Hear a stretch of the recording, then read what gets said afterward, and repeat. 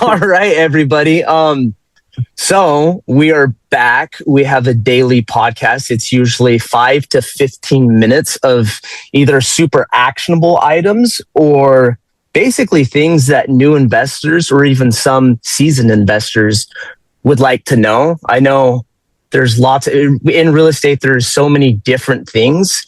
So we can all get that shiny object syndrome and we're all over the place, and learning what those things are is very helpful. So today we wanted to discuss acronyms. Now, when I first got into real estate, or not when I first got into real estate, I maybe years into real estate, when podcasting got popular, I would listen to these podcasters and they would go on and they would throw in acronyms. And I was always really confused until one day I found one guy who broke all of them down and it was really helpful. So I'm going to start out with ROI, and then I'll let people on the team take it from there and discuss some of the other acronyms. But ROI is one that you're going to hear all of the time, and it's return on or of your investment.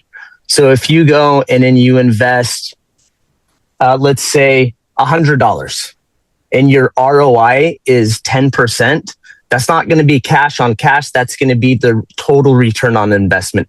So, and correct me if I'm wrong, anybody in here, but that being said, let's say your cash on cash return is 8%. But your ROI is 2%, that can include the appreciation of the property. That would bring that up to that 10% ROI. Is there anything I'm missing on that? No, I think pretty spot on. Yeah. There's plenty of fancy acronyms out there, but ROI, it's nice and just straightforward. Total encompassing. So Dustin, here's a question for you. Would my ROI, would that also be would I calculate depreciation? Yeah, it can. When we say ROI on our deals, it has it in there. Okay.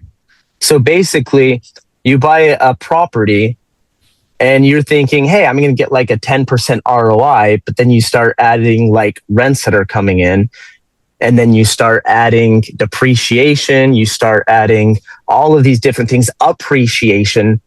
What can you expect to get in like a good solid deal?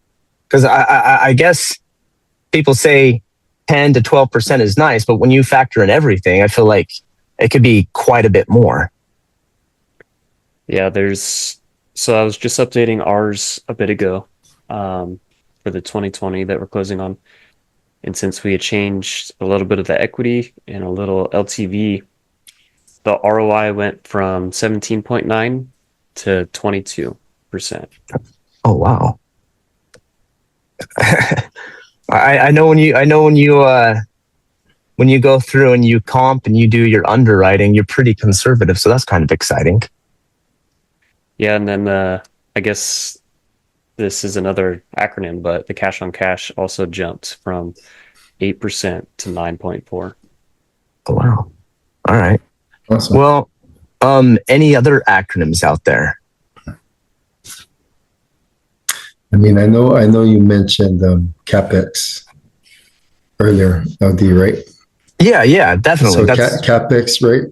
I mean, yeah. I remember hearing it too, and it took me a while, right, to kind of understand what that was. So CapEx, basically stands for capital expenditures, right? So the plain English definition would be, money spent to fix, replace, or improve, major components of a property or asset that, basically extends its usefulness, life, or increase its value. You know what I mean? Most of the times, like the CapEx would be like non-recurring, so it would be like one heavy ticket item come in one time, an HVAC, 10 years going to sit in there before you have to replace it, so on and so forth. And it would be like separated from operating expenses, right? So like CapEx is like a one-time big hit, compared to like an operating expense is more of like an ongoing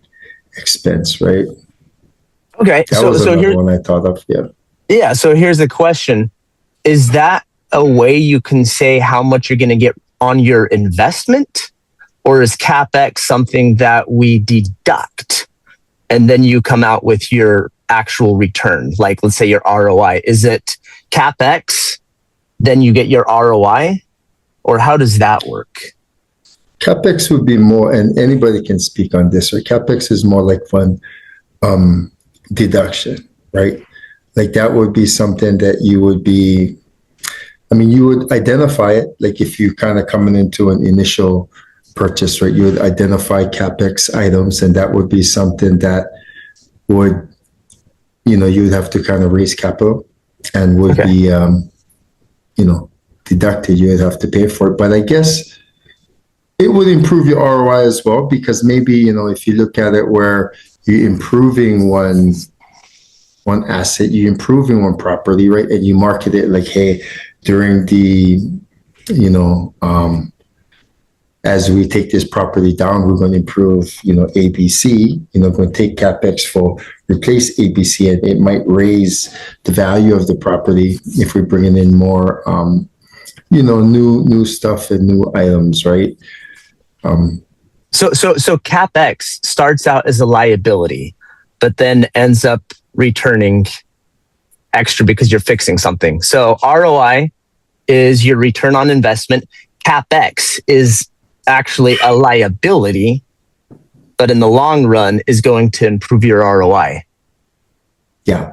Okay, perfect. Well, I mean, there are tons of acronyms out there, and I want to keep these episodes short. So let's stop there for today. And if you guys want to come back on another day and we could dig more into the acronyms, I think that would be freaking awesome.